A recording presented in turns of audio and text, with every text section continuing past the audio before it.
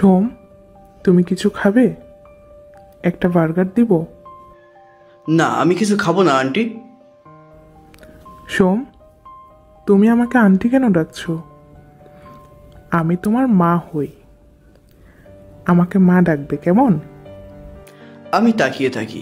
এই মহিলা যিনি আমাকে খেতে বলছেন, এত যত্ন করছেন, তিনি আমার কাছে সম্পূর্ণ অপরিচিত।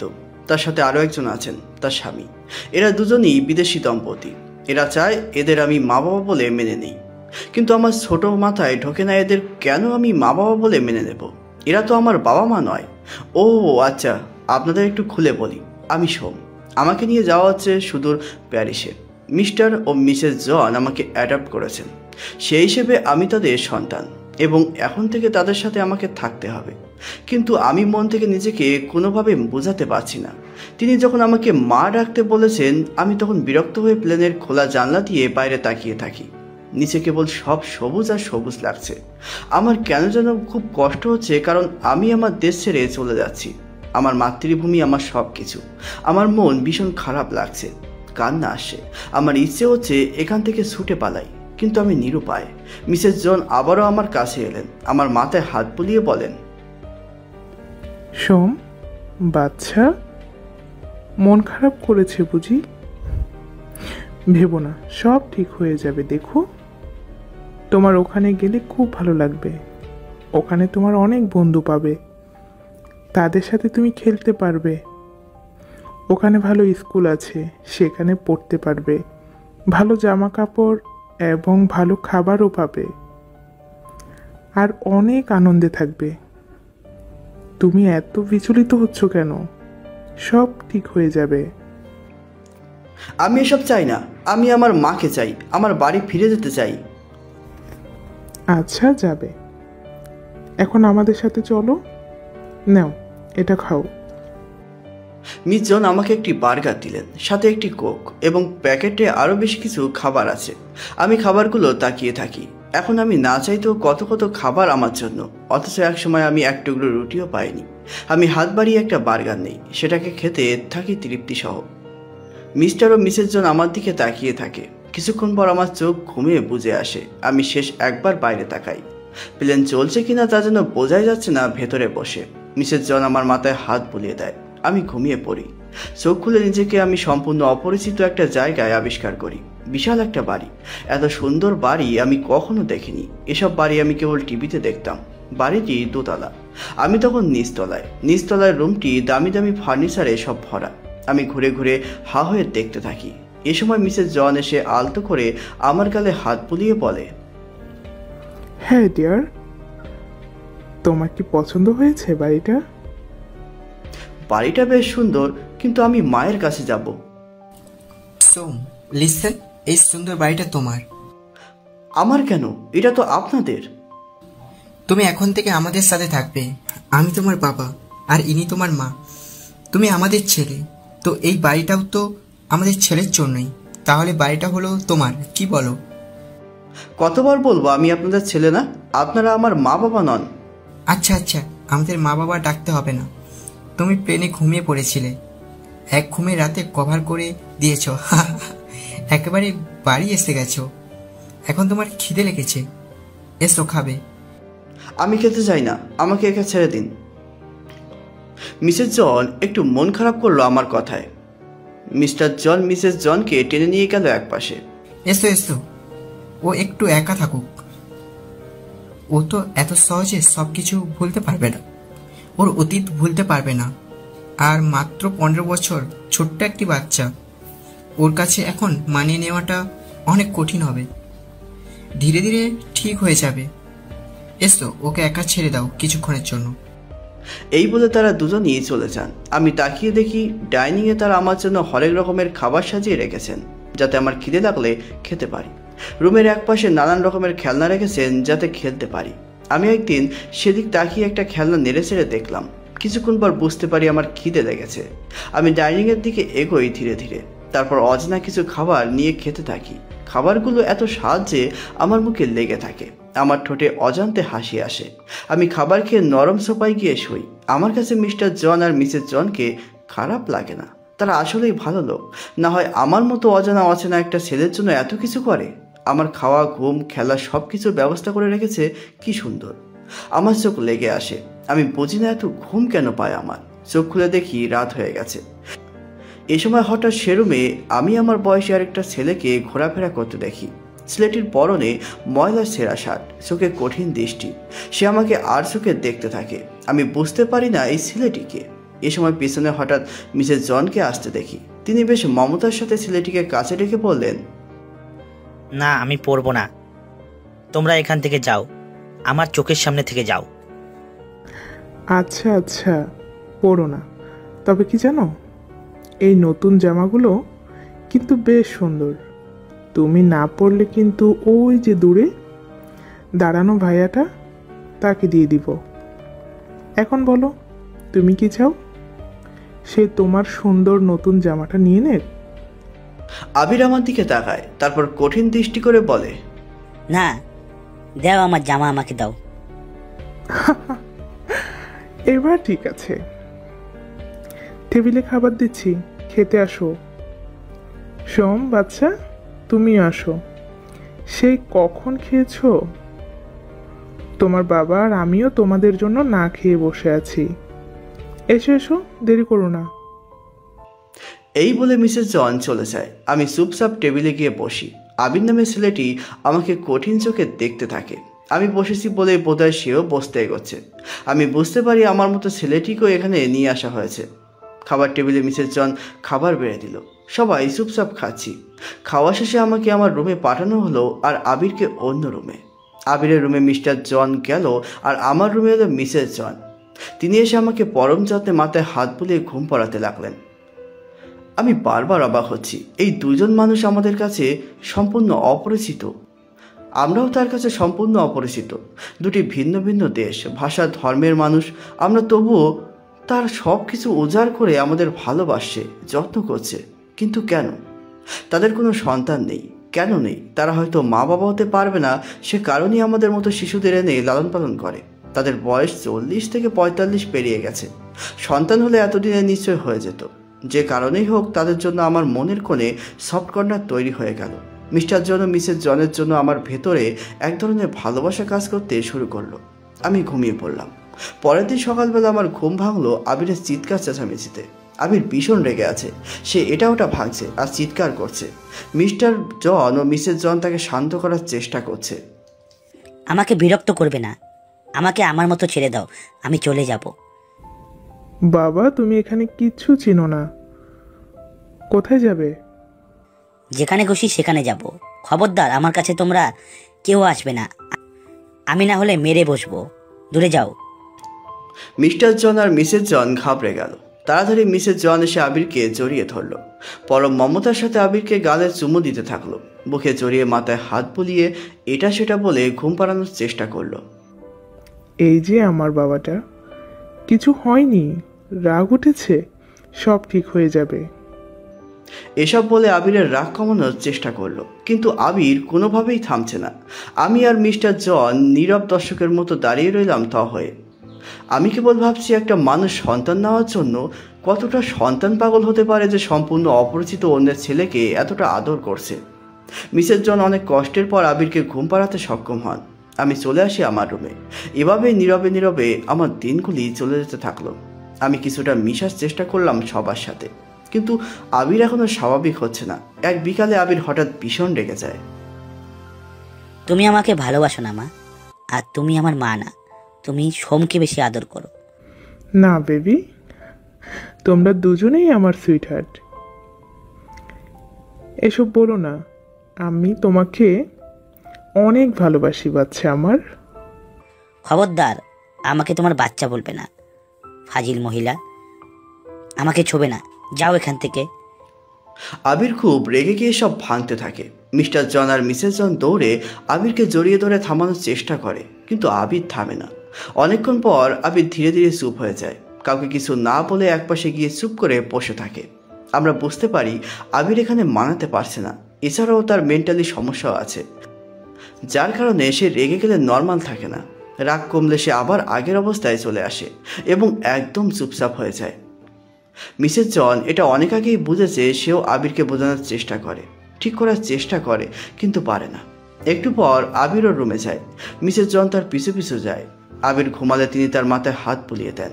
এরপর অজরে কাঁদতে থাকেন। কাঁদতে কাঁদতে রুম ছেড়ে বেরিয়ে যান। এই প্রথম আমি মিসেস জনের জন্য মন থেকে অনেক বেশি কষ্ট পাচ্ছি। আমার কান্না আসে। আমি গিয়ে মিসেস জনকে জড়িয়ে ধরি। তিনি হয়তো এমন কিছু আশা করেননি। এরপর আমি তাকে আরো অবাক করে বলি, মা কিন্তু না, সব ঠিক হয়ে যাবে। তুমি আমাদের জন্য এত করছো, অবশ্যই এর ফল পাবে। বেবি, তুমি আমাকে মা ডাকলে? এই প্রথম তুমি আমাকে মা ডাকলে।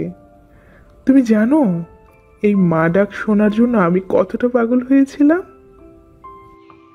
হ্যাঁ, তুমি তো আমার মা। তুমি আমাদের এত ভালোবাসা, এত যত্ন করো, তোমাকে মা বলবো না কেন? আজ থেকে তুমি আমার মা, আমার লক্ষ্মী মা। মিসেস জন আরো জোরে কেঁদে উঠে আমায় জড়িয়ে ধরে বলেন, ওরে আমার বাচ্চাটা রে। আমি সে রাতে মিসেস জন অর্থাৎ আমার নতুন মাকে জড়িয়ে ধরে ঘুমিয়ে পড়ি। এর পরের দিনগুলো আমার বেশ ভালোই হাসি আনন্দে কাটতে থাকে, কারণ আমি মন থেকে এই পরিবার, নতুন বাবা মা ভাই সকলকে মেনে নিয়েছি। যদিও আমি আবিরকে অপছন্দ করি, আবিরও আমাকে অপছন্দ করে, কিন্তু আমরা তো একই পরিবার, তাই সবাইকে আমি পরিবারের সদস্য বলে মনে করি। এভাবে চলতে থাকলো। ধীরে ধীরে আমরা বড় হলাম। 10 বছর পেরিয়ে গেল। আমি 25-এ পা রাখলাম। আবিরও বড় হলো। সাথে মা বাবা হলেন বৃদ্ধ। আমি এখন 25 বছর বয়সী একজন যুবক। এখন বেশ অনেকটা বদলে গেছি। আমার চলাফেরা দেখলে এখন সবাই অনেক ধনী মনে করে। আর আমার মা বাবা মিস্টার ও মিসেস জন দুজনেই আসলে ধনী। আমি প্যারিসের সবচেয়ে ভালো কলেজে ভর্তি হলাম। আমার নতুন নতুন অনেক বন্ধুদের সাথে দেখা হলো, কথা হলো, অনেক নতুন বন্ধু হলো। তাদের সাথেও বেশ দারুণভাবে আমার দিন কাটতে লাগলো। আমরা কলেজ শেষে ক্যান্টিনে বসে আড্ডা দিতাম। আমি আমার দেশ নিয়ে আলোচনা করতাম। ওরা সবাই আগ্রহী হয়ে শুনত। এরই মাঝে আমার বন্ধুত্বের দলে আরও একজন নতুন মেম্বার যোগ হলো। সেটা হচ্ছে তৃষা। তৃষা কলেজে নতুন এসেছে। আমাদের ফ্রেন্ডস গ্রুপেই রোজ আড্ডা হয়। তৃষা জানে আমি এদেশি মানে প্যারিসের নয়, আমি অন্য দেশি। এ কারণে তৃষা আগ্রহ নিয়ে আরও বেশি করে আমার গল্প শোনে। সেদিন এমনি এক আড্ডায় তৃষা বেশ কৌতূহল নিয়ে আমায় জিজ্ঞেস করে, হেই বাড়ি, তোমাদের দেশের মেয়েরা আমাদের মতো টপস পরে আর জেগিংস কিংবা শর্ট ড্রেস? না, আমাদের দেশের মেয়েরা 3 পিস এবং শাড়ি পরে। তবে অনেকে পরে এসব যারা আধুনিকতার ছোঁয়া পেয়েছে। কিন্তু মেয়েদের শাড়ি আর 3 পিসেই আমার কাছে বেশ লাগে। তাই? But what is three piece? তুমি 3 পিস চেনো না? এমন সময় আমার অন্য এক বন্ধু বলে ওঠে, কি করে চিনবে? ও কখনো এসব কিনেছে না পরেছে? আমার গার্লফ্রেন্ড বাংলাদেশি, এ কারণেই আমি চিনি এসব। আমারও বেশ লাগে এ সাজে মেয়েদের, এজন্যই তো আমি মেয়েটার প্রেমে পড়েছি। হয়েছে হয়েছে, তোমাদের কথা শুনে মনে হচ্ছে আমারও ট্রাই করতে হবে, কিন্তু এসব পাবো কোথায়? আরে প্যারিসের সব মার্কেটেই পাওয়া যায়। তুই কিনিস না তাই কঠিন ভাবছিস ব্যাপারটাকে।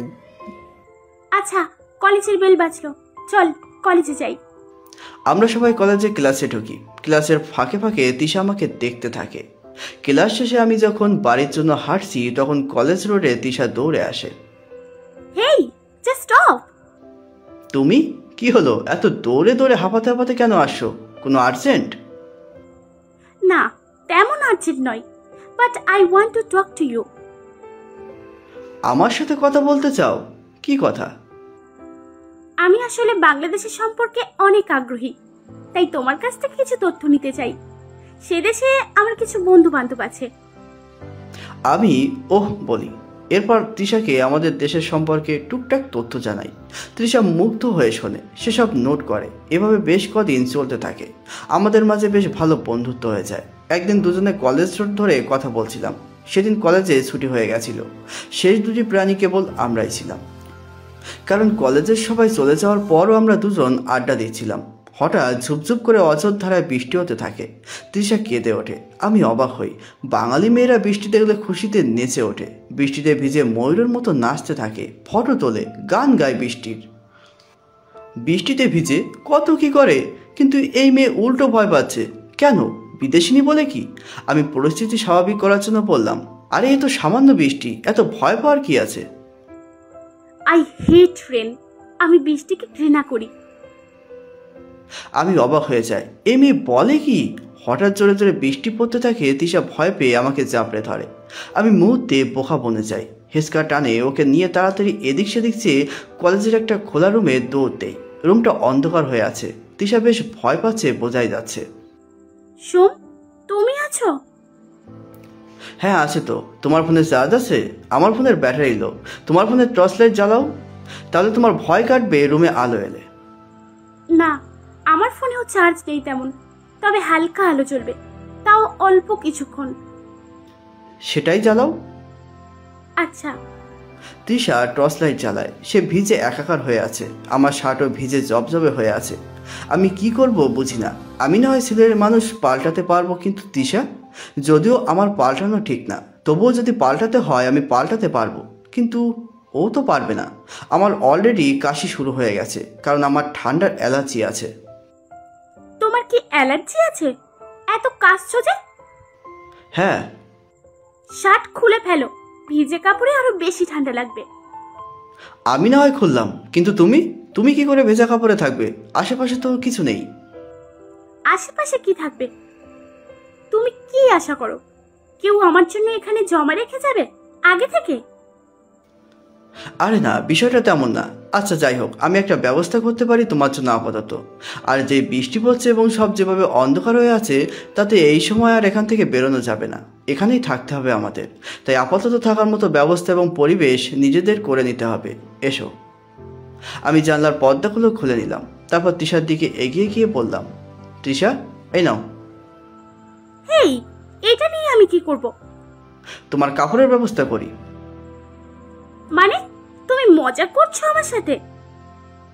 আরে না, অনেক সময় সিনেমায় দেখেছি নায়িকারা এভাবে বিপদে পড়লে নায়করা পর্দা চাদরে কাপড় দিয়ে নায়িকাদের ইমিডিয়েটলি জামা বানিয়ে দেয়। তো ওসব তো আমি পারি না, তবে তুমি এটা পরতে পারো। আমার মাথায় একটা আইডিয়া এসেছে। তুমি জামা চেঞ্জ করে নাও আগে, তারপরে এই পর্দাটা পেঁচিয়ে নেবে শরীরে। দুটো পর্দা আছে, পর্দাগুলো বেশ সফট এবং কমফোর্টেবল। তুমি ট্রাই করতে পারো। ওই, এটা এত ইতস্তত করে বলার কি আছে?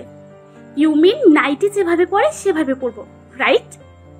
ওকে, থ্যাংক ইউ ফর সাজেশন। আমি অবাক হই, ও এত সহজে কি করে এসব বলছে। অবশ্য বিদেশি মেয়েদের কাছে এসব ব্যাপার না। বাঙালি কোনো মেয়ে হলে এতক্ষণ লজ্জায় লাল হয়ে যেত। তারপর দৌড় দিত অন্য রুমে। তৃষা চলে যায়। আমি ভিজে জামা খুলে একপাশে ফেলে দেই।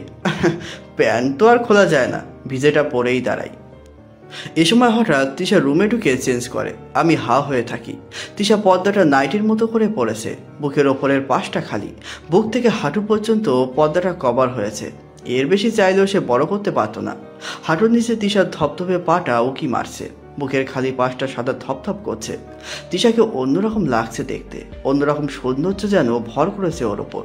আমি তাকালাম, একবার তাকালাম, আবার তাকালাম, ভালো করে তাকালাম। তৃষা লজ্জা পাচ্ছে। তৃষার গাল লাল হয়ে আছে। তৃষা আবার আমাকে চমকে দিয়ে দৌড়ে আরেক রুমে পালালো। এ কি? তৃষা কি করে বুঝলো আমি কি ভেবেছি? তৃষা, এখানে এসো। কোথায় গেলে? না, আমার লজ্জা করছে। আরে তুমি ওখানে একা থাকতে পারবে? থাকতে পারলে থাকো, আমার সমস্যা নেই। আমি শুলাম রাত হয়ে আসছে, আমার খুব ঘুম পাচ্ছে। অবশ্য কিছু খাবারের ব্যবস্থা হলে ভালো হতো। দাঁড়াও, আমার ব্যাকপ্যাকে আছে। তৃষা একটা ব্যাকপ্যাক খোলে। তার ভেতরে একটি টিফিন বাক্স ওকে দেয়। তৃষা ব্যাকপ্যাকটা খুলে ভেতর থেকে আমাকে একটা পিৎজা দেয়। নিজে এক পিস নেয়। আমার খুব খিদে পেয়েছিল। আমি পিৎজাটা হাতে নিয়ে কামড় বসাই। তৃষাও খাচ্ছে। হঠাৎ করেই আমার নজর যায় তৃষার নগ্ন পাটার ওপর। তৃষা পিৎজা দিতে এলে ওর গাল হুট করে আমার গালে লেগে যায়। আমি চমকে উঠি। আমার সারা শরীরে অজানা শিহরণ খেলে যায়। এর আগে কোনোদিন কারোর সংস্পর্শে এসে আমার কাছে এমন মনে হয়নি। আমি আমতা করে বলি, সরি, আমি আসলে ইচ্ছে করে। কিন্তু তৃষা আমাকে অবাক করে দিয়ে হেসকা টান মারে, তারপর লজ্জা পায়। সরি বলার কি আছে? আমি জানি তুমি এই মুহূর্তে কি চাও। বলতে দ্বিধা নেই। বাইরে ঝুমঝুম বৃষ্টি, আমি একা আর তুমিও একা। অন্ধকার রুম, ভিজে কাপড়ে আমি আর তুমি। এইরকম আবহাওয়া তোমার কাছাকাছি যেতে আমারও কোনো বাধা নেই। আসো, দুজনে আজ তবে এক হই। এই বলে তৃষা আমাকে কাছে টেনে নেয়। আমার গালে কপালে চুমু দিতে থাকে। আমি দিশাহারা হয়ে যাই। তিশাকে জড়িয়ে ধরি, ওকে আলতো করে শুয়ে দিই, তারপর ওকে নিচের করে নিই। কখন দুজনে ঘুমিয়ে পড়েছি খেয়াল নেই। ঘুম ভেঙে দেখি মাঝরাত, তিশা পাশে অভরে ঘুমোচ্ছে, ফোন হাতে নেই। 3:05। মায়ে পর্যন্ত আমায় অনেক কল করেছে। আমি মাকে কল করি, আবার ভাবি এত রাতে মা সজাগ থাকবে, থাকলেও থাকতে পারে, দিয়ে দেখি। আমি ফোন করার পর পর ওপাশ থেকে মা কল রিসিভ করে। সোম, কোথায় তুমি? তোমাকে কত ফোন করেছি, তোমার সব বন্ধু বান্ধবের বাসায় গিয়েছি, তুমি কোথাও নেই। মা, বৃষ্টির কারণে আমি কলেজে আটকা পড়ে গেছি, এখানেই আছি। তোমার তো ঠান্ডায় অ্যালার্জি আছে, ওখানে সাবধানে আছো তো? ভিজুনি তো? না, ভিজিনি। তুমি একদম চিন্তা করো না তো, ঘুমাও, আমি সকালে চলে আসব। আর তুমি এখনো ঘুমাওনি? তোমার বাবা এবং আমরা কেউই ঘুমাতে পারিনি। এমনকি আবির এসেও বেশ কয়েকবার জিজ্ঞেস করেছে তোমার কথা। বাবা, আমরা তোমার আপন মানুষ, তোমার কিছু হলে আমরা কি করে ঠিক থাকবো, সে কারণে ঘুমাতে পারিনি এখনো। খবর জানিয়েছো? এবার নিশ্চিত হয়েছি। আচ্ছা, নিজের খেয়াল রেখো, কাল অবশ্যই সকালে চলে আসবে। আচ্ছা।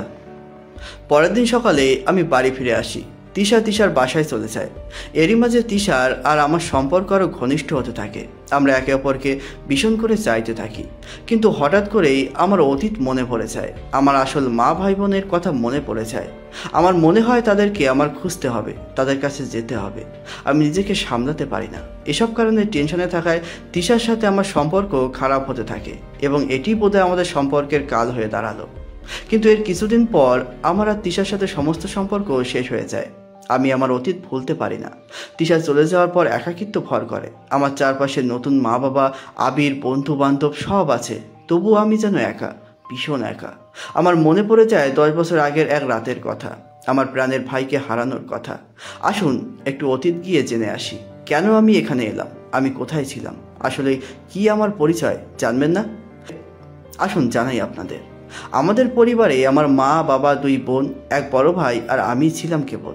বাবা অসুস্থ, মা কোনো রকম আছেন। সংসারে ভার আমার বড় ভাইকেই বইতে হয়। কত আর বয়স তখন ভাইয়ের? আমার ছিল 15 আর ভাইয়ের 19 বছর। ভাই সারাক্ষণ রেল লাইনের পাশে বসে কয়লা কুড়াতো। ভাইয়ের দেখা দেখি কদিন তার সাথে আমিও কয়লা কুড়োতে যাই।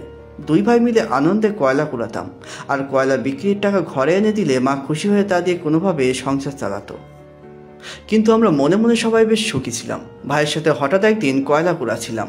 এ সময় হঠাৎ আমার চোখ যায় একটি রেস্টুরেন্টের দিকে। সেখানে লোকেরা জিলাপি ভাজছিল। আমি আর ভাই তা দেখে তাকিয়ে থাকি।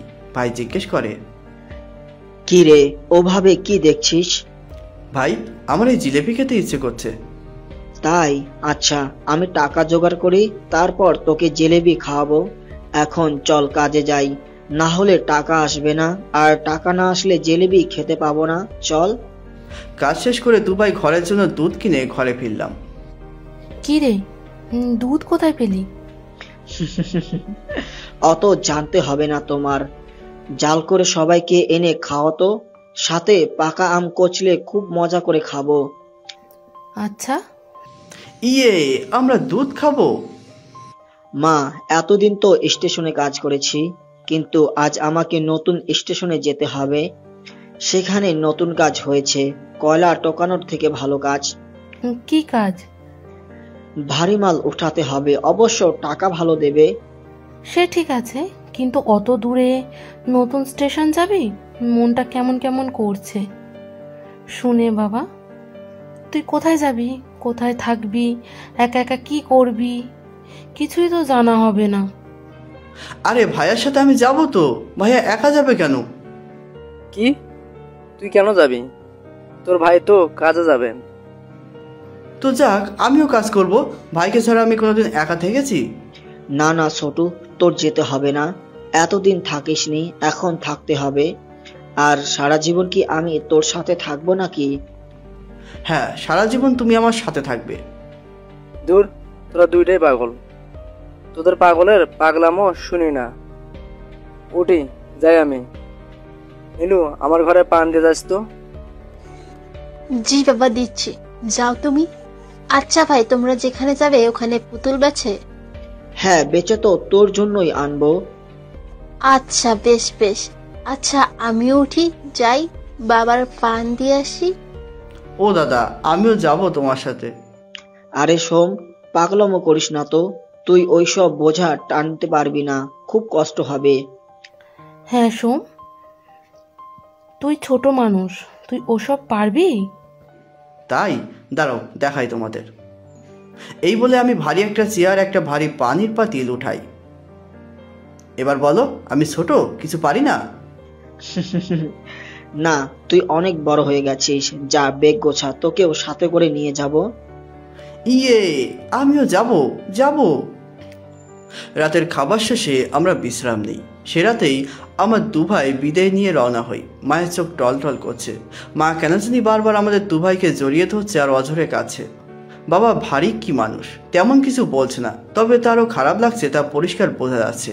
নীলু কাছে, ভাই ওর কাছে গিয়ে বলে, কাঁদিস না নিতু, তোর জন্য পুতুল আর মায়ের জন্য অনেক কিছু আনবো, দেখিস। এখন হাসি মুখে বিদায় দে। নীলু হাসে, কিন্তু সে হাসি মলিন, তাতে কোনো প্রাণ নেই। আমি আর ভাই রওনা দিই। আমরা একটা স্টেশনে আসি। এই স্টেশন থেকে আমাদের আরেকটা স্টেশনে পৌঁছাতে হবে। ভাই আমাকে স্টেশনের পাশের একটা টেবিলে বসায়। রাত তখন 12টার ওপরে। আমার চোখ ভেঙে ঘুম আসে। ভাই আমাকে ভালো মতো শুয়ে দেয়। এই সোম, সোম, তুই কি ঘুমিয়ে পড়েছিস? দাদা, ভীষণ ঘুম পাচ্ছে। আচ্ছা তুই ঘুমো, আমার তো রাতেই সব মাল ওঠানামা করতে হবে। আমি তবে কাজে যাই, তুই এখানেই শুয়ে থাকবি, এখান থেকে কোথাও যাবি না। কাল আমি এসে তোকে নিয়ে যাব। আচ্ছা। ভাই চলে যেতে পা বাড়ায়। অমনি আমি তার হাত টেনে ধরি। কি হলো আবার? আমার জন্য জিলেবি আনবে কিন্তু। আচ্ছা কাজ করে নেই, তারপর টাকা দিয়ে জিলেবি নিয়ে আসবো কালই। 2000 জিলেবি। ভাই হাসে, আচ্ছা বলে আমার মাথা মুছিয়ে চলে যায়। আমি তাকে দেখতে দেখতে ঘুমিয়ে পড়ি। ভাইয়ের সাথে সেই দেখায় যে শেষ দেখা হবে, তা আমি কোনোদিন জানতাম না। জানলে সেদিন ভাইকে একা যেতে দিতাম না, কিংবা যেতেই দিতাম না। ভাই চলে যাওয়ার পর আমি আবারও ঘুমিয়ে নেতিয়ে পড়ি। তারপর সব অন্ধকার। ঘুম থেকে জেগে দেখি অনেক রাত হয়ে গেছে। স্টেশনে একটু জনমানুষের সারা শব্দ নেই। পথে ঘাটে কেবল 2-1টা কুকুরের আর্তনাদ শোনা যায় মাঝে মাঝে। আমার হঠাৎ খুব ভয় ভয় লাগছে। আমি কোথায় যাব, কি করব বুঝি না। দাদা বলেছিল কোথাও নড়তে না, কিন্তু ওখানে একা একা আমি আর টিকতে পারছিলাম না। আমি উঠে এদিক সেদিক তাকিয়ে দেখি পাশে একটা ট্রেন থেমে আছে। সেখানে যাত্রী থাকবে বলে আমি উঠে পড়ি, কিন্তু অবাক বিষয়, ট্রেনে একটাও যাত্রী নেই। আমার ভয় করতে শুরু করে। আমি চিৎকার করতে থাকি, কিন্তু কেউ সাড়া দিচ্ছে না। হঠাৎ ট্রেন চলতে শুরু করে। কিছুক্ষণ পর প্রচণ্ড ঘুমে আমি নেতিয়ে পড়ি। পরের দিন সকালে ট্রেন সম্পূর্ণ একটি অচেনা জায়গায় গিয়ে থামে। আমি একটু পড়াশোনা জানি। বেনারে দেখি সেটা মোহনপুর লেখা, তার মানে এ জায়গার নাম মোহনপুর। বাবার মুখে একবার শুনেছিলাম তিনি একবার কাজ করতে এখানে এসেছিলেন। এটা নাকি অনেক দূর আমাদের বাড়ি থেকে। সেই হিসেবে আমি বাড়ি থেকে অনেকটা বেশি দূরে আছি তা নিশ্চিত। আমি কি করব বুঝি না। ট্রেন থেকে নেমে আমি লোকেদের সাহায্য চাইতে যাই, কিন্তু তারা আমাকে কেউ সাহায্য করতে চায় না, উল্টো রেগে ওঠে, ধমক দেয়। আমি কি করব, কোথায় যাব, কিছুই বুঝি না। হঠাৎ দূরে কিছু বাচ্চাদের শুয়ে থাকতে দেখি। আমি সেখানে গিয়ে তাদের সাথে বসে পড়ি। বাচ্চারা সবাই আমাকে আড়চোখে দেখতে থাকে, কেউ কথা বলে না। একটু পর হঠাৎ সেখানে কিছু লোক আসে। আমি প্রথমে বুঝি না এরা কারা। হঠাৎ লোকগুলো বলে ওঠে, সবগুলোর গাড়িতে ওঠা, এগুলোতে আজকে পাচার করব। বস, একটা নতুন মুখ দেখতেছি। এটারও তোল। বস, সবগুলা তুলতেছি। এই বলে লোকগুলি এগিয়ে আসে। আমি বুঝতে পারি এরা পাচারকারী, পাচার করতে এসেছে বাচ্চাদের ধরে। ওরা ধরতে এসেছে, ভাগ সবাই, এই বলে আমি দৌড় দেই। বাকিরাও দৌড়ে পালায়। আমি দৌড়াতে দৌড়াতে অচেনা একটা অন্ধকার রাস্তায় এসে পড়ি। এখানে চারপাশে তাকিয়ে দেখি কেউ নেই। নিজেকে খুব একা একা লাগে। আমি রাস্তার একপাশে শুয়ে পড়ি। চোখ খুলি মানুষের হইচইয়ের শব্দ শুনে। চারপাশে তাকিয়ে দেখি গাড়ি, মানুষ সব রাস্তা জুড়ে। আমি ভাবতে থাকি আমাকে যে করে হোক বাড়ি পৌঁছাতে হবে, কিন্তু কি করে পৌঁছাবো? আমি তো বাড়ির রাস্তা এখান থেকে চিনি না। হঠাৎ মনে হলো আমি রেল লাইনগুলো দিয়ে যেতে পারি। এর যে কোনো একটাতে হয়তো আমি আমার বাড়ি পেয়ে যেতে পারি, কারণ আমার বাড়ির রাস্তার পাশেই রেল লাইন আছে। আমি রেল লাইন ধরে হাঁটতে থাকি। এ সময় হঠাৎ একজন মধ্যবয়স্ক মহিলার সাথে আমার দেখা হয়। তিনি আমার কাছে এসে আমাকে নরম কণ্ঠে বললেন, কই যাও বাবু? আমার বাড়িতে। তোমার বাড়ি কোথায়? তুমি একা কেন? আমি হারিয়ে গেছি আন্টি। আমার ভাই আমাকে নিয়ে এসেছিল, কিন্তু তাকে আর পাচ্ছি না। আমি বাড়ির পথও ভুলে গেছি। তাই? দেখি তুমি আমার সাথে আসো বাবা, আমি তোমাকে তোমার বাড়ি পৌঁছে দেব। আহারে ছোট্ট বাচ্চাটা, এসো এসো বাবা। সত্যি? হ্যাঁ, এসো আমার সাথে। অচেনা মহিলাটি তার সাথে আমাকে নিয়ে যায়, আমিও তার সাথে যাই।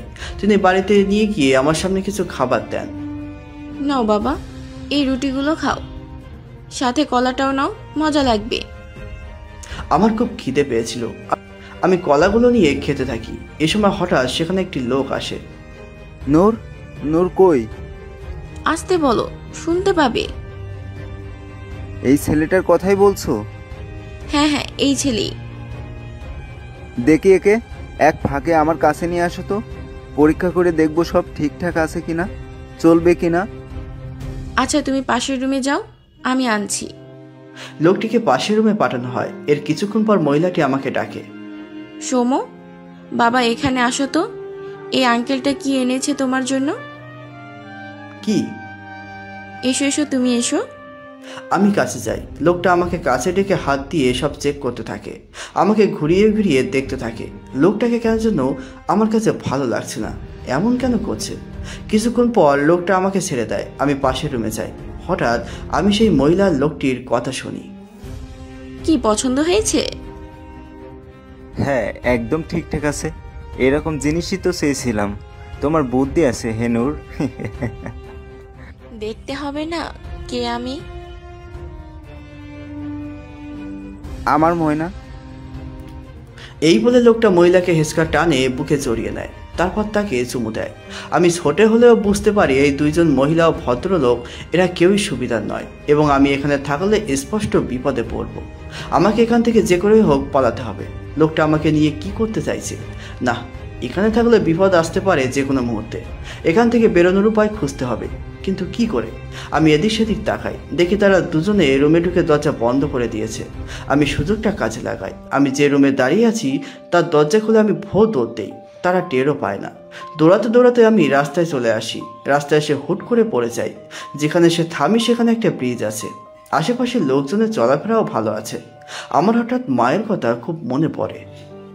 চোখের সামনে ভেসে ওঠে মা বসে বসে পাথর ওঠাচ্ছে। আমি তাকে সাহায্য করছি। মা টেনে আমাকে কোলে বসিয়ে গালে চুমু দেয়। আমি চমকে উঠি। না, কেউ নেই, মা নেই। আমি এখানে একা, শুধুই একা। এই নতুন ব্রিজের কাছে আমার সপ্তাহখানেক চলে যায়। পানি খেয়ে খেয়ে আমি ক্ষুধা মেটাই, আর এদিক ওদিক তাকিয়ে কারো দোকানে দু একখানা রুটি নয়তো একটা চিপস লুকিয়ে নিয়ে আসি। তারপর খেয়ে কোনো রকমের দিন যায়। এক বিকেলের কথা, আমি নিরুপায় হয়ে রাস্তার এক কোনায় বসে আছি। খুব খিদে পেয়েছে আমার। এই সময় হঠাৎ আমার চোখ যায় দূরে এক রেস্টুরেন্টে। একটা ছেলে বসে বেশ মুখরোচক খাবার বানাচ্ছিল।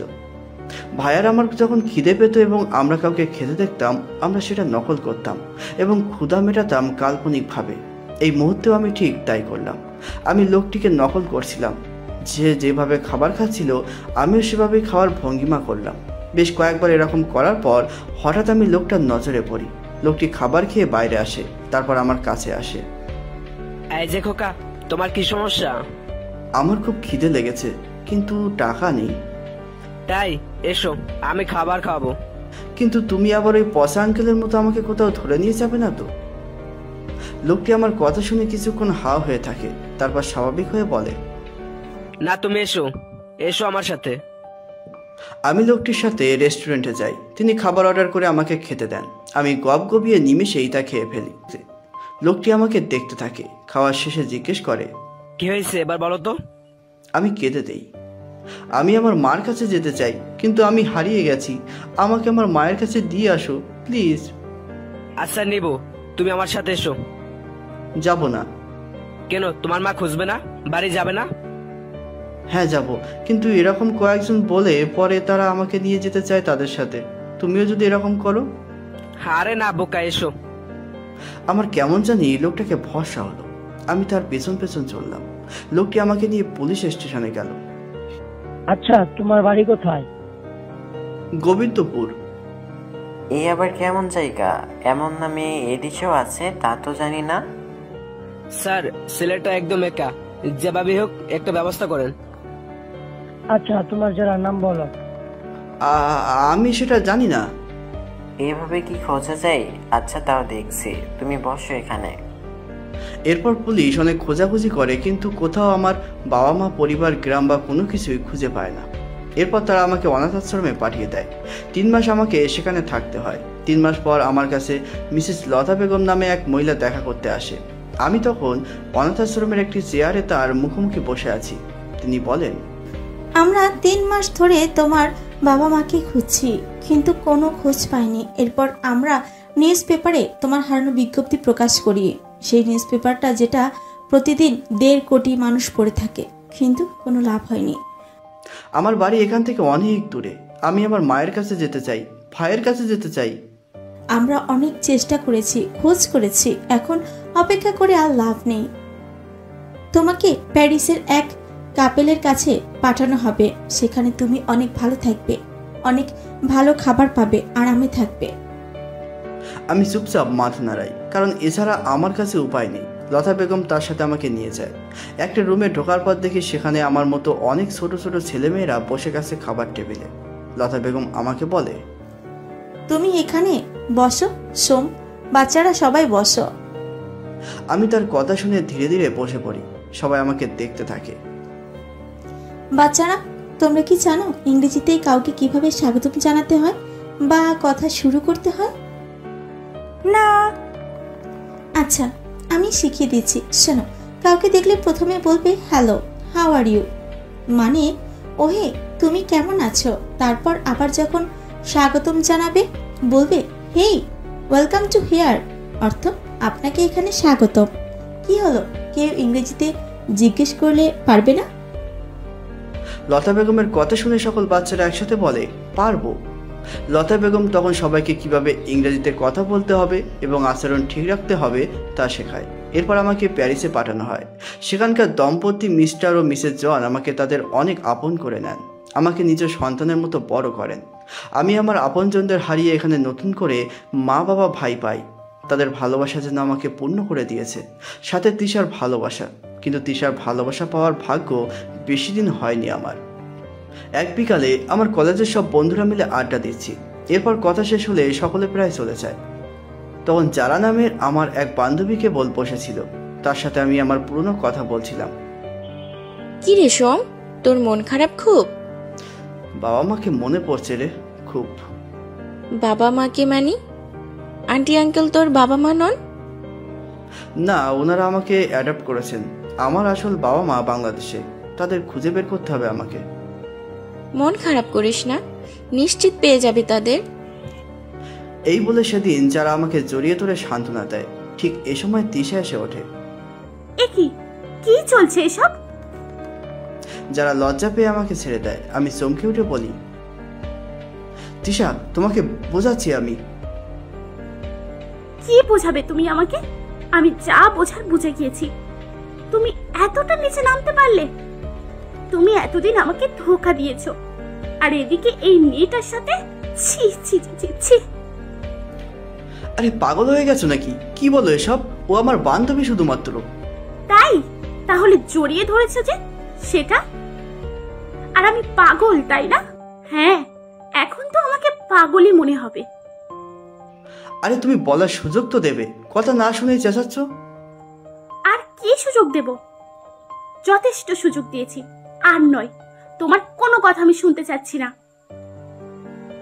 আজকের পর থেকে তোমার সাথে আমার কোনো কথা নেই, কোনো সম্পর্ক নেই, কোনো যোগাযোগ নেই। তোমার সাথে আমার ব্রেকআপ। কোনো ধোঁকাবাজের সাথে আমার সম্পর্ক নেই।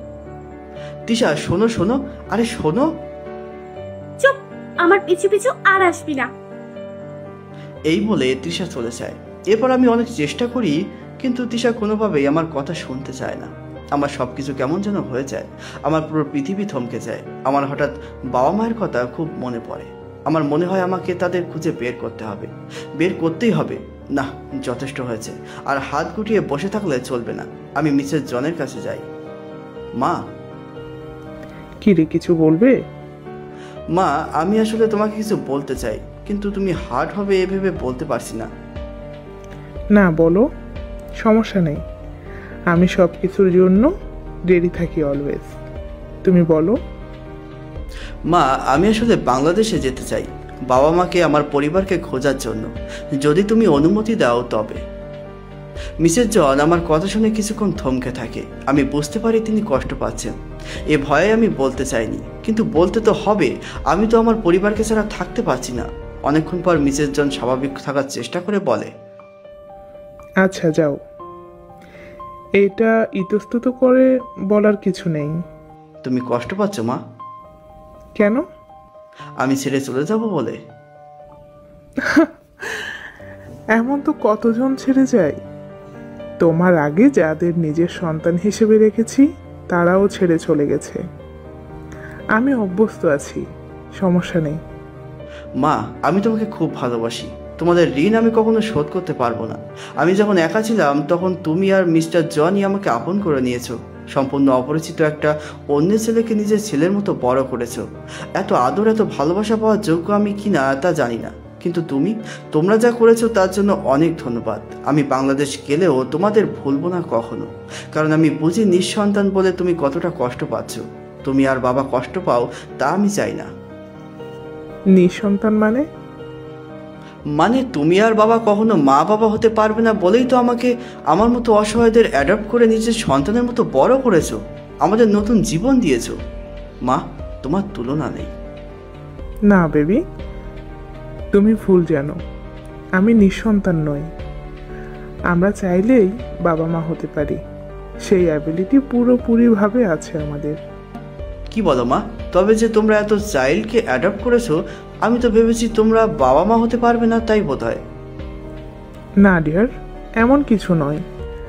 আমরা নিজের বাচ্চা নিলে কখনোই তুমি এবং তোমার মতো বাকিদের নিজের সন্তানের মতো মনে করতে পারতাম না। আমরা কারো সাহায্য করতে পারতাম না। আমরা শুধুমাত্র এই কারণে সন্তান নেইনি যাতে আমরা সবাইকে লালন পালন করতে পারি। আমি অবাক হয়ে যাই, চোখ দিয়ে জল পড়ে। এতদিন আমি ভেবে এসেছি তারা মা বাবা হতে পারবে না বলে আমাদের অ্যাডপ্ট করেছে। আজ বুঝলাম আমি ভুল ছিলাম।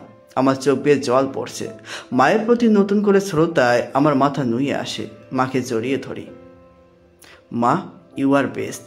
তোমার আর বাবার মতো মানুষ হয় না। আমি তোমাদের কখনো ভুলবো না, কখনো না। রোজ তোমাদের খোঁজ নেব। মাও আমাকে জড়িয়ে ধরে কাঁদতে থাকে। এ সময় সেখানে আবির আর বাবা আসে। কি হলো, এত কান্নাকাটি কিসের? সোম ওর দেশে চলে যাবে ওর বাবা মাকে খুঁজতে। কি? তাহলে ও চলে গেলে আমি কার সাথে ঝগড়া করব? তোমাকে দাওয়াত করে নিয়ে আমার দেশে, তারপরে ঝগড়া করব। আবির আমাকে জড়িয়ে ধরে। ভাইয়া, তোমাকে খুব মিস করব। আমার চোখ বেয়ে জল পড়ছে। আবির এই প্রথম আমাকে ভাই বলেছে। মিস্টার জন এসে আমার মাথা মুছিয়ে দেয়। সোম, তোমার সাথে হয়তো আমার কম কথা হয়, কখনো বসে তেমন আড্ডাও হয় না, মন খুলে দুটো কথাও হয় না। আমি গুরু গম্ভীর মানুষ, তাই কিন্তু এটা সত্যি, তোমার মায়ের মতোই আমিও তোমাকে একই রকমই ভালোবাসছি।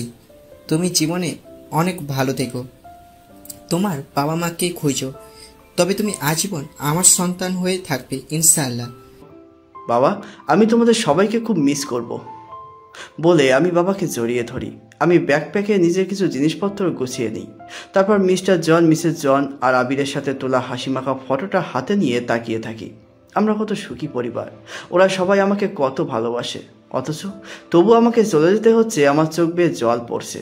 এমন সময় হঠাৎ মা এলো। সোম, এটা রাখো। এটা কি মা? এটাতে তোমার জন্য কিছু খাবার আছে। জার্নিতে তোমার খিদা লাগলে তুমি কি খাবে? এটা খেয়ে নিও। অবশ্যই বাইরের খাবার খাবে না। তোমার কিন্তু ফুড পয়জনিং আছে, এটা মনে রেখো। আর তোমার ওষুধগুলো কখন কি খেতে হবে, কোন টাইমে খেতে হবে সব নোট করে দিয়েছি। আমি তো থাকবো না, মনে করে নিজেই একটু খেয়ে নিও।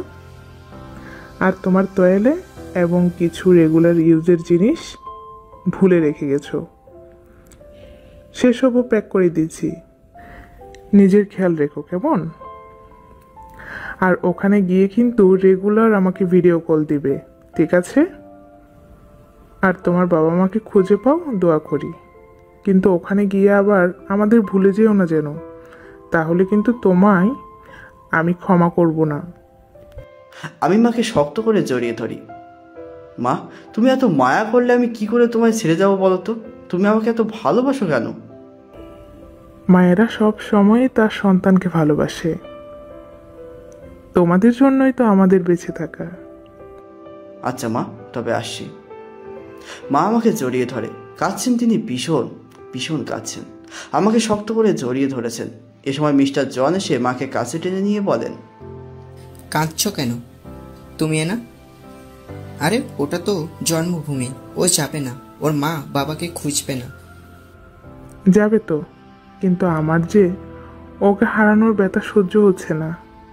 আরে সহ্য হওয়ার কিচ্ছু নেই বোকা, ও তো আসবেই। আর ভিডিও কলে যুগে দাও, ওকে রেগুলার দেখবে। কিন্তু আমি যে ওকে নিজের হাতে ছুঁতে পাবো না, খাওয়াতে পাবো না, ওকে ঘুম পাড়াতে পারবো না, খুব কাছ থেকে ওর গালে আলতো ছুঁতে পারবো না, ও যে আমায় আর জড়িয়ে ধরবে না। মা, তুমি এত ভাঙলে আমি যেতে পারি বলো? আমি কি আজীবনের জন্য তোমাদের ছেড়ে চলে যাব?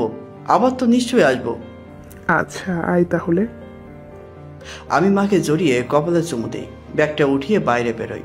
আমার পেছন পেছন মিস্টার জন, আবির আর মা আসে। বাবা আমাকে এয়ারপোর্ট অব্দি ছেড়ে দেয়। আমি বিমানে ওঠার পর মনের অজান্তেই হেসে উঠি। মা, বাবা, ভাই, আমি আসছি আবারও তোমাদের কাছে। বিমানে ওঠার পর যেমন তাদের ফিরে পাওয়ার আনন্দ হচ্ছে, তেমনি হচ্ছে তিশাকে হারানোর দুঃখ, তেমনি হচ্ছে মিস্টার জন ও মিসেস জনকে হারানোর দুঃখ।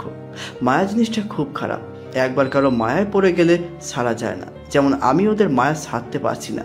আমি ব্যাগটা বের করি, ক্ষুধা পেয়েছে। ব্যাগ খুলে দেখি মা মায়ের হাতের বানানো আমার সবচেয়ে পছন্দের পিৎজা বার্গার বানিয়ে রেখেছে। আমি মুচকি এসে খেতে থাকি। এ সময় একজন ক্রু এসে বলে, excuse me sir, may I help you or you need any help? না না, কোনো কিছু লাগবে না। Sir, take a drinks with this. কি ড্রিঙ্কস আছে?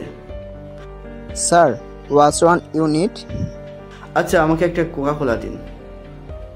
একটু পর ক্রু এসে আমাকে কোকা কোলা দিয়ে যায়। বাহ, এদের সার্ভিস তো বেশ ভালো। আমার মনে পড়ে যায় ছোটবেলার কথা, সেই 15 বছর আগে যখন মিস্টার জন আমাকে নিয়ে বিমানে উঠেছিল। সেই ছিল আমার প্রথম বিমানে চড়া। আমি আবারও বিমানে উঠেছি, এবার নিজ দেশে ফেরার জন্য। আমার মন যেন খুশিতে ভরে যায়। কখন বাংলাদেশের মাটিতে পা রাখবো, কখন ওদেরকে পাবো, বুকে জড়াবো। কতকাল ওদের দেখিনি, কতকাল ওদের ছুঁইনি। আমার যেন আর তর সইছে না। এতদিন সহ্য করেছি, অথচ এখন এখানে এসে তাদের কাছে পাওয়ার লোভ সামলাতে পারছি না। আমার হঠাৎ ঘুম ঘুম পায়। আমি ঘুমিয়ে পড়ি। চোখ বুজে দেখি বিমান ল্যান্ড করেছে। আমি নেমে পড়ি আমার জিনিসপত্র গুছিয়ে। 15 বছর পর পা রাখি নিজ দেশের মাটিতে। কিন্তু চিন্তা চলে আসে, এখন কোথায় যাব। তখন ছোট ছিলাম, কিছুই চিনতাম না। এরপর তো এদেশে থাকা হয়নি, এখন তো কিছু চিনি না। এখন কি করব? আমি এয়ারপোর্টে আসতে অটো ট্যাক্সিওয়ালার আমাকে ডাকতে থাকে। স্যার আসেন। আমি দ্রুত ভাবতে থাকি, আমাকে এখন কি করতে হবে, কোথায় গেলে তাদের পাবো, আমার কোথায় যাওয়া উচিত। আমি হঠাৎ সেই অনাথ আশ্রমের কথা মনে করি, যেখানে আমাকে কিছুদিন রাখা হয়। আমি সেই জায়গাটার নাম মনে করার চেষ্টা করি। আবার নাম মনে পড়ে, আমার নাম মনে পড়ে। আমি ভাবি ওখানে যাই, তারপর বাকিটা দেখা যাবে। আমি একটা ট্যাক্সি ভাড়া করি। ট্যাক্সিওয়ালা আমাকে সেই ঠিকানায় নিয়ে যেতে থাকে। স্যার, কি অনাথ আশ্রমে যাচ্ছেন? আমি চমকে উঠি। হ্যাঁ, তুমি কিভাবে জানো? আপনি যে জায়গার নাম কইছেন ওটা অনাথ আশ্রম, জানি আমি। কিছুদিন আগেও একটা বাচ্চা পাইয়া সেখানে দিয়ে আইছি আমি। ও, আপনি কি বিদেশে থেকে আইছেন? প্যারিস থেকে।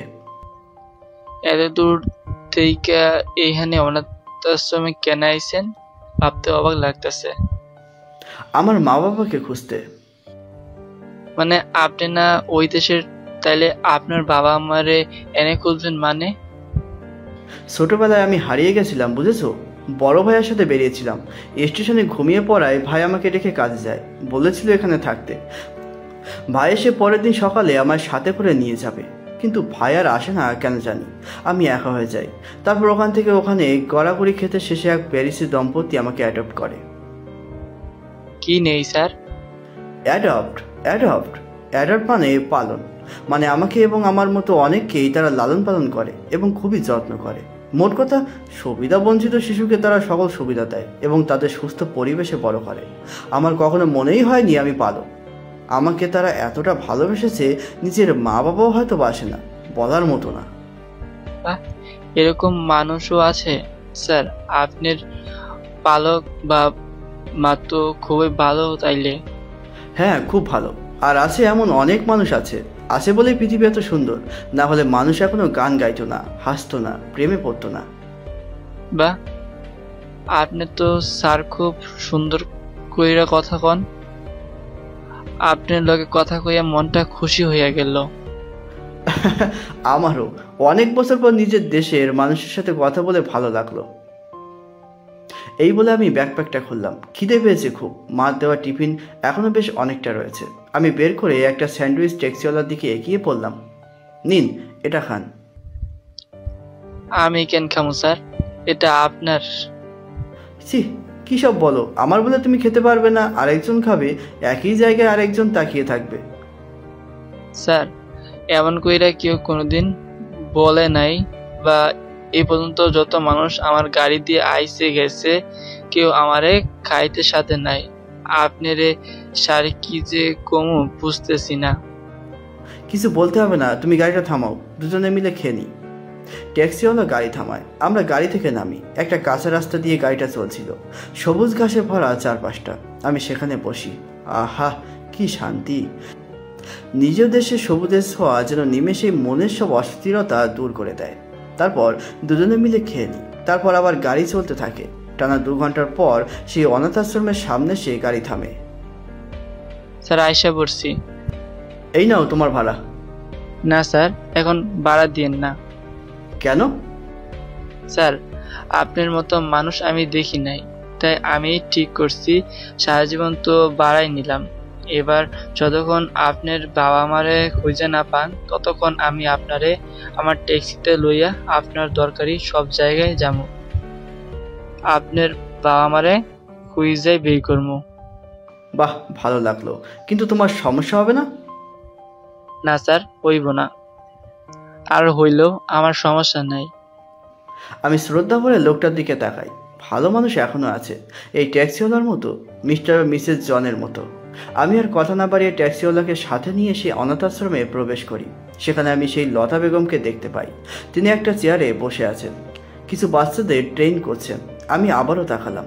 এই 10 বছরে লতা বেগম বেশ অনেকটা বুড়িয়ে গেছেন। তার গালের চামড়া ঝুলে গেছে, গায়ের রং কালো হয়ে গেছে, চোখগুলো ছোট ছোট হয়ে গেছে, কিন্তু তিনি খুশি, বেশ খুশি এই বাচ্চাদের সাথে তার পুরো জীবন কাটিয়ে। পৃথিবীতে কত রকম মানুষ আছে, তাই না? আমাকে দেখে তিনি একটু অবাক হয়ে সামনে এগিয়ে এসে জিজ্ঞেস করেন, কে তোমরা? বসো এখানে। ম্যাম, কেমন আছেন? জি ভালো। কে তুমি? ওমা, হরে ভুইলা গেছেন। তুমি চুপ করো। এই বলো তুমি। ভাই তুমি চুপ করো, আমি কথা বলছি। ম্যাম, আমি আমার ঠিকানা হারিয়ে এই অনাথ আশ্রমে ছিলাম কিছুদিন। তারপর আপনি আমাকে হাতে কলমে শিক্ষা দেন, সাথে আরও অনেক কেউ। এরপর এক প্যারিস দম্পতির কাছে আমাকে দিয়ে দেন। সেদিন তারা আমাকে প্যারিসে নিয়ে যায়, মিস্টার জন ও মিসেস জন। আপনার মনে আছে? আমাদের এখানে অনেক বাচ্চা আছে, এরকম অনেককে আমরা অ্যাডপ্ট হিসেবে দিয়ে দিই, কিন্তু এত হাজার হাজার ছেলে মেয়ের মাঝে কি করে চিনব বলো? ও, তাহলে আপনাদের রেকর্ড চেক করেন? তার জন্য সাল মাস লাগবে। তুমি অনেক ছোটবেলায় হারিয়ে গিয়েছিলে, এখন মনে আছে সেসব? হ্যাঁ ম্যাম, আমার মেধা বেশ ভালো, এসব ভালো মনে থাকে। আমি 2012 সালে ফেব্রুয়ারি মাসের 4 তারিখে এখানে এসেছি। বাহ, দারুণ তো। ওয়েট করো, দেখছি। আমাদের বসিয়ে রেখে লতা বেগম ভেতরে যায়। বেশ কিছুক্ষণ পর তিনি হাতে একটা ফাইল নিয়ে আসেন। ফাইলটা টেবিলের উপর রাখেন। এই যে এই ফাইলটা পেয়েছি, এখানে আছে এই যে সোম চক্রবর্তী অ্যাডপ্ট করেছে মিস্টার ও মিসেস জন, প্যারিস। ম্যাম, ওসব নয়, আমার একটা ইনফরমেশন লাগবে। কি সেটা? আমি হারিয়ে যাওয়ার পর নিশ্চয়ই আমার বাবা মাকে খুঁজতে চেয়েছি। এখন তো আমার সেসব অত স্পষ্ট মনে নেই। আমাকে নিশ্চয়ই জিজ্ঞেস করা হয়েছে আমি কোথা থেকে এসেছি, তখন নিশ্চয়ই কিছু বলেছি। কি সেটা, কোন জায়গাটা, ডিটেলস লেখা আছে না ফাইলে? ওয়েট, দেখতেছি। লতা বেগম ফাইল দেখছে। হয় আমার হৃদকম্প হচ্ছে, কারণ এই একটা শেষ ভরসা আমার মা বাবাকে খুঁজে বের করার। তখন ছোট ছিলাম, পারিনি, এখন নিশ্চয়ই পারবো। কিন্তু এই শেষ ভরসাটাকে জয়ী হতে হবে, তার জন্য আমি চোখ বুজে মনে মনে প্রার্থনা করলাম। আমার দেখা দেখি সেই ট্যাক্সিওয়ালা প্রার্থনা করা শুরু করলো। কিছুক্ষণ পর লতা বেগম হেসে উঠলেন। সোম, গোবিন্দপুর। তোমার এলাকার নাম গোবিন্দপুর। আমরা কেউ এরকম এলাকার নাম জানি না, তাই তোমাকে সেখানে পৌঁছাতে পারিনি। এ সময় হঠাৎ ট্যাক্সিওয়ালা চিৎকার করে ওঠে, ও আল্লাহ গো! কি হলো, চিৎকার কেন করছে এভাবে? এটা একটা সংস্থা। আরে উনি যে জায়গা বললেন সেটা আমি চিনি তো। মানে সত্যি? সেখানটা তুমি কি করে চেনো? আরে ওটা আমার বোনের এলাকা, চিনবো না? আপনি ওই এলাকার, আমি তো চিনি। তাই নিয়ে যেতে পারবে আমাকে? অবশ্যই। বাহ, তাহলে তো ম্যাটার সলভ হয়ে গেল। হ্যাঁ। তারপর ট্যাক্সিওয়ালার দিকে তাকিয়ে খুশি হয়ে বললাম, তুমি আমার জন্য লাকি পারসন জানো। এসো। আমরা লতা বেগমের কাছ থেকে বিদায় নিয়ে গাড়িতে উঠি। এখন আর কোনো চিন্তা নেই। তাছাড়া ট্যাক্সিওয়ালা এখন আমার নতুন বন্ধু, সে সব ঠিক করে দেবে, কারণ তার চেনা এলাকাটা সেটা। আমরা গাড়িতে উঠি। গাড়ি চলতে চলতে গিয়ে একটা গ্রামে থামে। গ্রামের সরু পথ ধরে আমাদের গাড়ি চলে। একটা বাড়ির সামনে গাড়ি রাখা হয়। এটা কোন জায়গা? গোবিন্দপুর। কি, তার মানে আমি আমার বাড়িতে এসে গেছি? না স্যার, আমার বোনের বাড়িতে এসেছি। এখানে তো অনেক বাড়ি এলাকায়, এখন হুট করে আপনার বাবা মাকে কি করে পাবেন? আপনি তো বাড়িও চিনেন না নিজের। আমি আপাতত আপনাকে আমার বোনের বাড়িতে রাখবো, ওর কাছে রেখেই আপনার বাসা খুঁজবো। ও হয়তো এ ব্যাপারে আমাদের কোনো সাহায্য করবে। আচ্ছা চলো। আমরা দুজনে বাড়ির ভেতরে যাই। একটা মাঝবয়সী মেয়ে ছোট একটা পিচ্চির সাথে খেলছিল। আমাদের দেখে দৌড়ে আসে।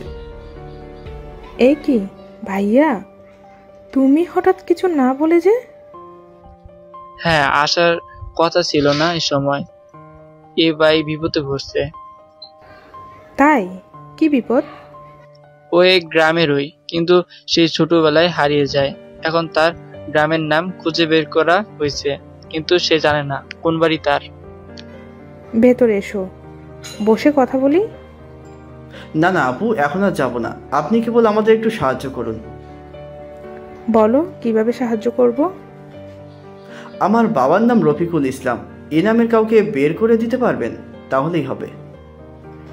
এই নামে তো অনেকেই থাকতে পারে। আচ্ছা এসো, দেখতে হবে। ট্যাক্সিওয়ালার বোন আমার সাথে বেরোলো। তারা এ বাড়ি ও বাড়ি খুঁজে বাবার নামে মানুষ খুঁজতে লাগলো, কিন্তু প্রায় সন্ধে হয়ে আসলেও কাউকেই পেল না। তখন তারা হতাশ হয়ে পড়ল, পেলাম না তো। আসুন, আজ আমাদের বাড়িতে থাকবেন, আগামীকাল আবার আমরা দেখব। হতাশ হবেন না, নিশ্চয়ই পাবো। আমি মন খারাপ করে মাথা নাড়ি। তাদের বাড়িতে রাতে থেকে যাই। পরের দিন সকালে আমরা আবার বেরোই, কিন্তু বেশ কয়েকটা বাড়ি খুঁজলেও পাই না।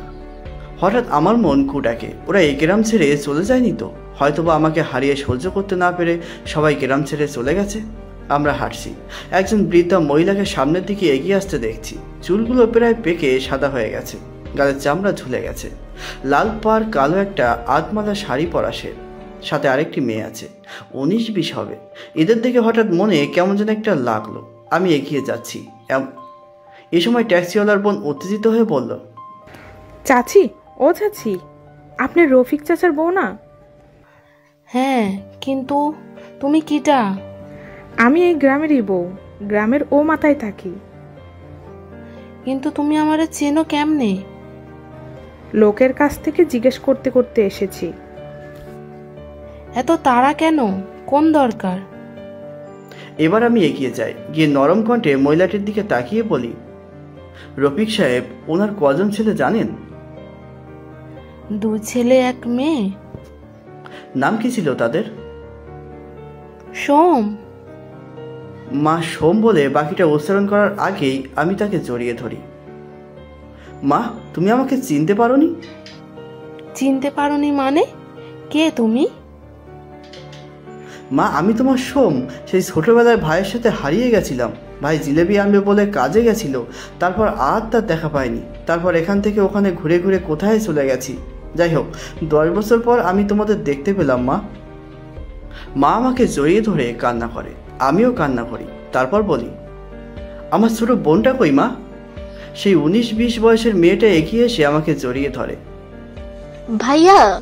আমিও ওকে জড়িয়ে ধরি। মা, বাবা কই? মা কেঁদে ওঠে। তোর বাবা আর নেই। আমার বুক কেঁপে ওঠে। কি হয়েছে বাবার? তোর বাবা হার্ট অ্যাটাক করে মারা গেছে তোর ভাইয়ের কারণে। মানে ভাইয়ের কি হয়েছে? তুই আর তোর ভাই সেদিন বেরোলি, তারপরের দিন তোর ভাইকে বাড়ি আনা হয়। তোর ভাই গাড়ি অ্যাক্সিডেন্ট করে মারা যায়। ছেলের শোক সহ্য করতে না পেরে তোর বাবাও হার্ট অ্যাটাক করে। বলে মা কেঁদে ওঠেন। আমি স্তব্ধ হয়ে পড়ি। ভাই মারা গেছে? তার মানে সেদিন এজন্যই ভাই আর আসেনি? আমাদের আর একসাথে বসে জিলেবি খাওয়া হয়নি? আমার চোখের সামনে ভাইয়ের মুখটা ভেসে ওঠে। আমি কেঁদে দিই। মা কাঁদতে থাকে। একই দিনে তোদের 2 ভাইকে হারাই, তোর বাবাকেও হারাই। বাবা, এত বছর পর তুই আমার বুকে ফিরে এসেছিস, আর যাবি না তো? না মা, তোমাকে ছেড়ে আর কোথাও যাব না আমি, কোথাও না। ভাইয়া, এতদিন তুই কোথায় ছিলি? প্যারিসের এক দম্পতির কাছে ছিলাম। তারা আমাকে নিজেদের ছেলের মতো করে বড় করেছে। চল বাবা, বাড়ি চল। আমি ট্যাক্সিওয়ালা আর তার বোনকে ধন্যবাদ দিই। তাদের সাহায্য করার কারণেই আমি আমার মাকে খুঁজে পেয়েছি। তাদেরকে বিদায় দিয়ে আমি, মা আর নীলু বাড়ি যাই। বাড়ি ঢুকে আমি দেখতে থাকি যে 10 বছরে বেশ বদলানোর কথা, কিন্তু বাড়ির পরিস্থিতি সেই একই রকম আছে এখনো। আমি ঘরে ঢুকি। একপাশে খাটটা পড়ে আছে। এই খাটে আমি আর ভাই ঘুমাতাম, কত দুষ্টুমি করতাম। পাশের রুমে যাই, বাবার লাঠিটা পড়ে আছে। এটার সাহায্যে বাবা দাঁড়াতেন। একসময় এ ঘরে সবার কলরবে মুখরিত ছিল, আজ যেন সব মৃত পেরায়। আমার ডুকরে কান্না আসে। ঘরে গেলে মা এসে মাথা মুছিয়ে দেয়, তারপর খাবার এনে সামনে দিয়ে পাখা নিয়ে বাতাস করতে থাকে। কত বছর তোমার রান্না খাইনি মা, তোমার হাতে খাইনি, একটু খাইয়ে দেবে? আমিও তো তোকে খাওয়াতে পারিনি রে বাবা, আয় তোকে খাইয়ে দিই। মা আমাকে খাইয়ে দেয়। খাওয়া শেষে আমি বিছানায় গা এলাই। আজ 2 দিন বেশ পরিশ্রম হয়েছে, শরীর আর সায় দিচ্ছে না। আমার ঘুম দরকার খুব। আমি ঘুমিয়ে পড়ি। পরের দিন সকালে উঠে খেয়ে গ্রামটা ঘুরতে থাকি। হঠাৎ মনে পড়লো আমি তো মিস্টার ও মিসেস জনের কথা ভুলেই গেছি। আমি ভিডিও কল করি। সোম, কেমন আছো? ভালো মা, তোমরা? ভালো। কোথায় আছো তুমি এখন? মা, আমি আমার আসল মা বাবাকে খুঁজে পেয়েছি, সেখানেই আছি। বাহ, বেশ তো, শুনে খুশি হলাম। সুখী থাকো সব সময়। আমাকে অবশ্যই প্রতিদিন ভিডিও কল করবে। হ্যাঁ মা, তোমরা এসো না, এসে ঘুরে যাও, বেশ ভালো লাগবে। আচ্ছা, আসবো। রাখি। মিসেস জন ফোন রেখে দেয়। আমি জানি তিনি কাঁদছেন। আমিও তাকে সবাইকে খুব মিস করছি। এতদিনে তৃষাকে আমি প্রায় ভুলেই গেছি। আমার দিন কাটতে থাকে মায়ের সাথে, সুখে ও দুঃখে। ওদিকে মিসেস জন ও মিসেস জনের সাথেও রোজ কথা হয়। কেটে যায় 5 মাস। এক বিকেলে বসে মায়ের সাথে কথা বলছি। আমি উঠতে যাব এমন সময় যা দেখি, আমি থমকে দাঁড়াই। এ কি করে হতে পারে? তৃষা! আমার সামনে তৃষা দাঁড়িয়ে আছে। তৃষা কি করে এখানে এলো? কেন এলো? তুমি তুমি এখানে? কে ও বাবা? পরে বলছি মা, তুমি ভেতরে যাও। কিন্তু যাও না মা। মা আমার কথা শুনে ভেতরে চলে যায়। তৃষা দৌড়ে এসে আমাকে জড়িয়ে ধরতে চায়। আমিও ওকে বাধা দেই। দূরে যাও। সোম, এমন করো না। আমি অবাক হচ্ছি, তুমি এখানে কি করে এলে? আমি তোমার মা মিসেস জনের কাছ থেকে খবর পেয়েছি তুমি এখানে আছো, তাই আমিও চলে এসেছি। কিন্তু তুমি কেন এলে? আমি আমার ভুল বুঝতে পেরেছি সোম। মানে? আমি সেদিন তোমার সাথে অন্যায় করেছি। আমি বাসায় গিয়ে তোমার কথা অনেক ভেবেছি, কিন্তু কোনোভাবে মনকে সান্ত্বনা দিতে পারিনি। কেন এমন হলো? কিছুদিন পূর্বে যারার সাথে দেখা হয়, তখন যারা আমাকে বলে যে আমি ভুল বুঝেছি তোমায়, এবং আমাকে সব খুলে বলে। আমি আমার ভুল বুঝতে পেরেছি। আমার অন্যায় হয়েছে সোম, আমাকে প্লিজ ক্ষমা করে দাও। ও বুঝলাম, কিন্তু তুমি এসেছো কেন এখানে? আমি আবার তোমাকে ফিরে পেতে চাই। আমি তো ভালোই না, আমাকে ফিরে পেলে কি হবে? না, এভাবে বলো না। আমি তোমার ভুল বুঝতে পেরেছি, আর কখনো কোনো দিন এমন হবে না। আমি তোমাকে অনেক মিস করেছি সোম। তিশা আমাকে জড়িয়ে ধরে। আমার রাগ তখনও ভাঙে না। আমি চুপ করে দাঁড়িয়ে থাকি। এর উত্তরে কি বলা উচিত আমি জানি না। এ সময় মা বাইরে আসে। তিশা মাকে জড়িয়ে ধরে। মা অবাক হয়। তুমি কি করে বুঝলে আমি ওর মা? চেহারার মিল আছে। কেমন আছেন আন্টি? ভালো সোম, আমি সব শুনছি। মেয়েটা তার ভুল বুঝতে পেরেছে, এবার ওকে ক্ষমা করে দে। কিন্তু কিছু না। যে মেয়েটা শুধু তোর কাছে ক্ষমা চাওয়ার জন্য অনুতপ্ত হয়ে অন্য একটা দেশ থেকে এ দেশে এসেছে, সে যে তোকে নিঃস্বার্থভাবে ভালোবেসেছে তাতে কোনো সন্দেহ নেই। মা তিশাকে ঘরে নিয়ে যায়। আমি মনে মনে তিশাকে ক্ষমা করে দিই। মা ঠিকই বলেছে। মা তিশাকে নিজের হাতে খাইয়ে দেয়। এত দূর থেকে যখন এলে তখন তো তোমাকে ছাড়ছি না, একেবারে আমার ব্যাটার বউ করে রেখে দেব। তিশা লজ্জা পেয়ে ভেতরে যায়। রাতে মা আমার রুমে আসে। তিশা অন্য রুমে নীলুর সাথে কথা বলছে। সোম, বলো মা। এটা বাংলাদেশ, তার উপরে গ্রাম। এভাবে একটা মেয়ে একটা জোয়ান ছেলের ঘরে থাকলে কথা উঠবে। আমি চাই না সেটা হোক। মা তাহলে কি করতে বলো? তুই তৃষাকে বিয়ে করে ফেল এখনই? আর তিশারও তো মত আছে। আমি জানি ও রাজি। মেয়েদের মুখ চোখ দেখলেই বোঝা যায়। আর তাছাড়া তোর জীবন সঙ্গিনী না হতে চাইলে ও এত দূর থেকে এলো কেন? আচ্ছা দাঁড়া, ওকে ডাকি। তিশাকে ডেকে মা খাটে বসান। তিশা বুঝতে পারে না কি হয়েছে। মা, একটা কথা বলি? বলুন মা। বলছি, আমাদের গ্রামের মানুষ বোঝোই তো, এখানে থাকলে নানান কথা বলবে। তাই বলছিলাম, তোমার যদি অমত না থাকে তবে তোমার আর সোমের বিয়েটা আমি আজই দিতাম। তিশা লজ্জা পায়, আমাকে আর চোখে দেখে। মা, আমার কোনো অমত নেই। আমি তোকে ভালোবাসি আর সারা জীবন ওর সাথেই থাকতে চাই। তোমার বাবা মা, তাদেরও তো মতামত নেওয়া উচিত। তারা কেউ নেই, আপনারাই আমার সব। মা তিশাকে বুকে জড়িয়ে নেয়। মা, আমাকে দুদিন সময় দাও। বিয়েটা দুদিন পর হোক। কেন, তোর আবার কি হলো? আমি আমার প্যারিসের মা বাবাকে আসতে বলবো, কারণ আমি এখনো অবধি তোমাদের সামনে আছি শুধুমাত্র তাদের কারণে। আমার জীবনের সবচেয়ে বড় খুশির মুহূর্তে আমি চাই তারা আমাদের সাথে সামিল হোক। বল বাবা, আমিও সেই মানুষগুলোকে দেখতে চাই যারা আমার ছেলেকে আগলে রেখেছে। তাদের ধন্যবাদ দিতে চাই। আমি মিসেস জনকে কল করি। মা, তুমি কালই সব প্যাক করে বাংলাদেশে চলে আসো, বাবা আর আবিরকে সাথে নিয়ে। কেন হঠাৎ? আমি বিয়ে করছি মা। আমি চাই আমার এই দিনে তুমি আমার সঙ্গী থাকো, আমাদের আশীর্বাদ করো। তাই? এ তো খুশির খবর। আচ্ছা, আমরা আজই রওনা দিচ্ছি। আচ্ছা।